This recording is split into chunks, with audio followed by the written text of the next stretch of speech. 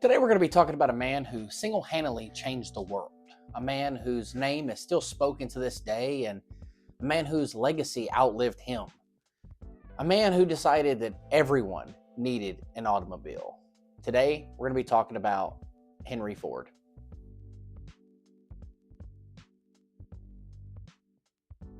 Henry Ford, a name synonymous with revolutionizing the automotive industry, transforming the way that we work and laying the foundation for mass production as a whole. But who was the man behind these revolutionary ideas? What were his challenges, his achievements, and why has his legacy continued on to this day, well past his death? Well, today we're going to take a look at the life of Mr. Henry Ford, from his early beginnings growing up in rural Michigan to becoming the automotive giant in the United States and being one of the most influential Americans of all time. So grab a drink, sit back, and maybe you'll learn something.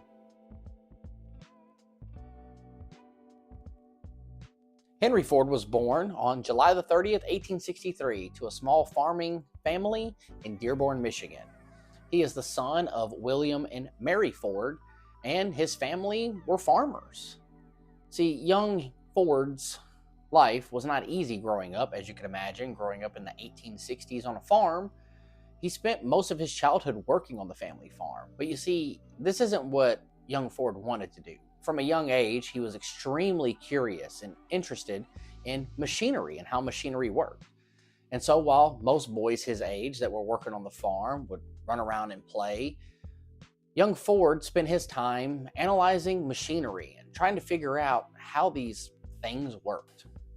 At the age of 12, Ford took apart a pocket watch and put it back together, analyzing the intricate design of how it worked. And this is really the beginning of his fascination with machinery. Ford's family hoped that he would take over the family farm one day, but at the age of 16, young Henry Ford left the family and moved to Detroit, Michigan, where he became an assistant apprentice for a machinery shop. Over the years, Henry was honing his craft, and he worked for various companies, which allowed him to get an even further understanding of machinery and engineering, and this would lead him to success just a few years later. Now, we'll take a brief moment and talk about the history and the time period that young Henry Ford was growing up in to really understand what drove him and his inspiration for wanting to design things. You see, late 1800s America, the second industrial revolution, was in full swing.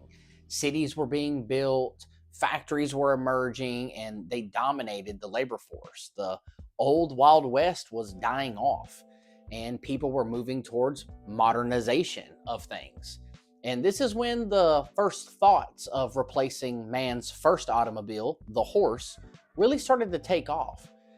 A lot of early designers had begun experimenting with developing the horseless carriage, or the automobile as we now know it today.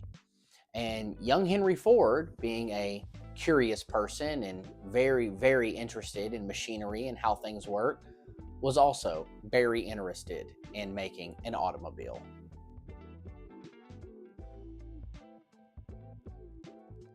Ford's early career was a mix of experimentation and engineering as well. He worked for the Edison Illuminating Company in Detroit, where he was eventually promoted to chief head engineer. But this isn't where Henry spent a lot of his time thinking. See, Henry began to notice these horseless carriages, or these automobiles, popping up around Detroit every now and again. And these were one-off vehicles that were handmade and often crudely made, but it got Ford thinking, and this is where he discovered his dream passion. Henry Ford wanted to make automobiles, but he didn't just want to make automobiles. He wanted to make reliable and affordable automobiles that the everyday person could afford. In 1896, Henry Ford built his first automobile, known as the quadricycle. It's a four-wheeled contraption powered by a gasoline engine and was by no means a successful automobile, but it laid the pivotal groundwork in Ford's brain. You see, at the time, automobiles were luxury items, again, only available to the rich and elite, and they were often one off vehicles made that if they ever broke down, you'd have to go find the guy who made the car to make parts for it. See, Henry knew that he could make an affordable vehicle that the average everyday American could afford if he could just get the production down. And this is what Henry sought to do. Ford's first two companies that he started, the Detroit Automobile Company and the Henry Ford Company, were not successful by no means, but he was not discouraged. You see, during these two companies is where he learned a lot about manufacturing, and Henry still sought to create an affordable automobile. You see, he just knew that if he could get manufacturing costs down, that he could rapidly produce these vehicles for cheap, and that the average everyday American could afford a Ford automobile. And with his third company, the Ford Motor Company, that is exactly what Henry sought to do. In 1903, Henry Ford successfully founded the Ford Motor Company, and he continued his designs and ideas, and then he finally had his big breakthrough in 1908 with the introduction of the Ford Model T.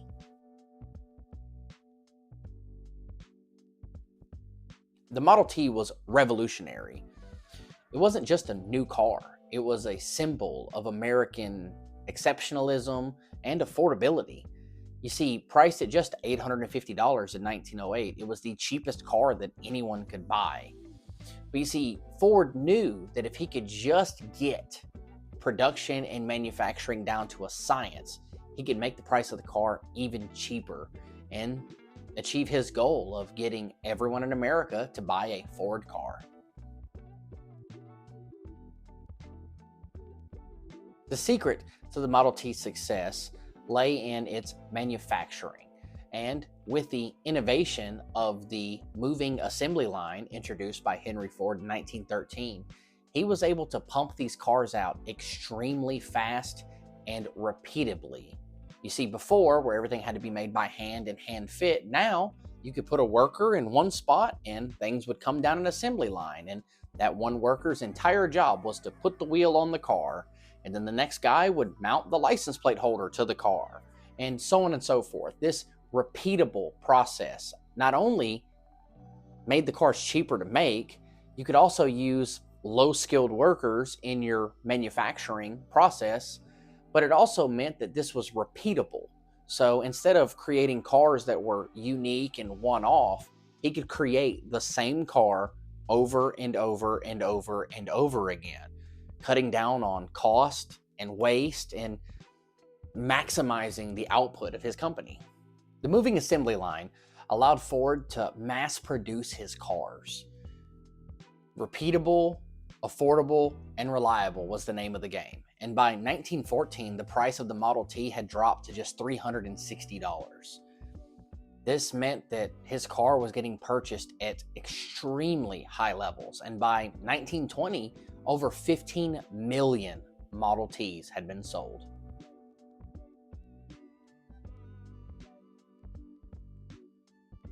Henry Ford's impact didn't just stop at the cars that he was creating. See, in 1914, he made a groundbreaking decision that would change the landscape of labor as we know it to this day. See, Henry decided he was going to pay his employees a living wage, and he paid all of his employees $5 a day, which was double the average rate that anyone else was paying his employees. You see, Ford knew that if he paid his employees a decent salary, not only would they come to work more often and be more enthralled in their work, but it also meant that his employees could become consumers of the very products they were producing. This is really the birth of the modern day middle class. Now, these Americans could afford the things that they were working to produce.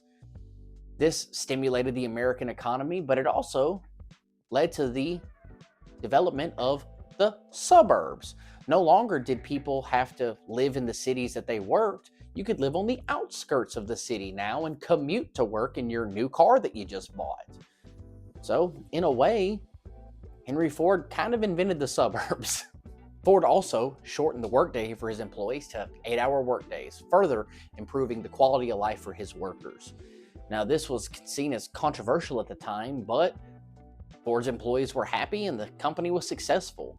This kind of set a standard that is still seen to this day in the American workplace, as 8-hour workdays are pretty much a standard full shift for a day. So, next time you have to go clock in and work an 8-hour shift, you can thank Henry Ford that you don't have to work a 15-hour shift instead. As Ford's success grew, so did his influence. By the 1920s, Henry Ford was one of the richest men in America, and he reinvested a lot of that money into education, fine arts, and engineering, all the things that he found interesting as a kid. In 1936, he founded the Henry Ford Foundation, which is a foundation to help education, get kids into college, get people interested in engineering. You see, Henry Ford also was a little inspirational and going against the grain when it came to racial issues. You see, Henry Ford was the first person to pay black workers the exact same wage as white workers in his factories. He called this equal pay for equal work. And by 1923, Henry Ford employed over 5,000 African Americans in his Ford Motor Company factories. Now, a lot of people didn't agree with this, but Henry Ford didn't care. All he cared about was getting his cars out the door and onto dealerships as fast as humanly possible. Now, while Henry Ford was, a little ahead of his time in his feelings towards African Americans, Henry Ford did have one group of people that he specifically and very publicly hated, and that was Jewish people. Henry Ford published many articles and even books about his hatred towards Jewish people and how he believed that the Jews were running the world. It's even noted that on one particular Austrian dictator's desk, Mr. Schmadolf Bittler had a photograph of Henry Ford on his desk, and this is something that would go on to haunt Ford's legacy later on in his life.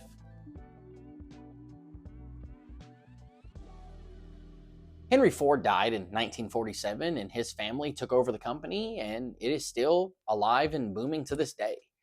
Ford is still one of the largest U.S. automotive manufacturers and is still headquartered in Michigan.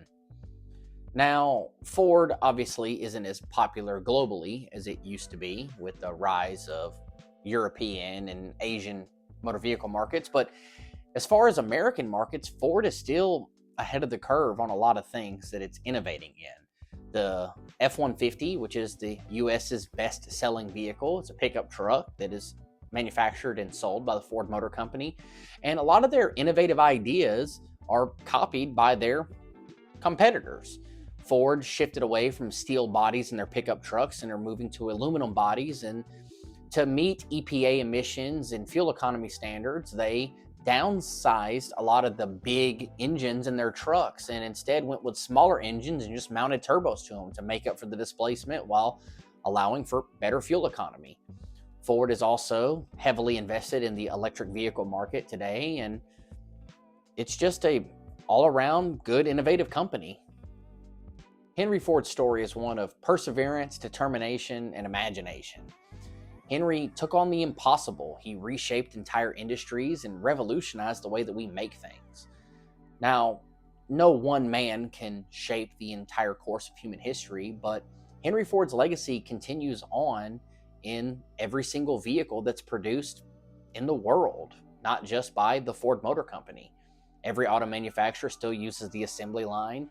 American workers are still working 8-hour workdays as a standard, and the assembly line alone moved on to industries even outside of automotive manufacturing. I mean, have you ever been to a fast food place? You ever seen how they produce things? The food comes down a line of employees. The assembly line revolutionized the way that things are produced. And Ford's idea of creating an affordable vehicle that the everyday consumer can afford reached out beyond just the automotive space. He created the middle class and allowed cities to expand exponentially due to the fact that Americans now had a means of transportation. So, while sure, Henry Ford was not a perfect man by no means, I like to think that he did a lot more good than he did bad, and the world is a better place for having had him. But the story of Henry Ford is just one of many stories of people throughout history that single-handedly changed the world. There are thousands of men and women throughout history whose stories deserve to be told, and no matter their shortcomings as a person, their impact on the world is everlasting. But let me know what you think. Do you think Henry Ford changed the world for the better? Do you think he changed it for the worst? Which one of his impacts do you think has the greatest impact on your life? Let me know down in the comment section. I'd like to thank every single person for taking time out of their day to watch these videos. I apologize about the delay in my uploading schedule. I am still working a full-time job, and with the holiday season and everything just got a mess. But I am working on getting back into the regular swing of things. So until the next video, take care and please subscribe. Thanks.